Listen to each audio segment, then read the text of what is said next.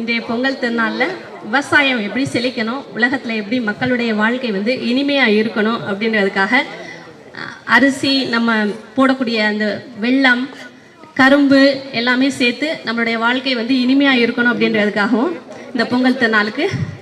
இனிய பொங்கல் திருநாள் வாழ்த்துக்கள்.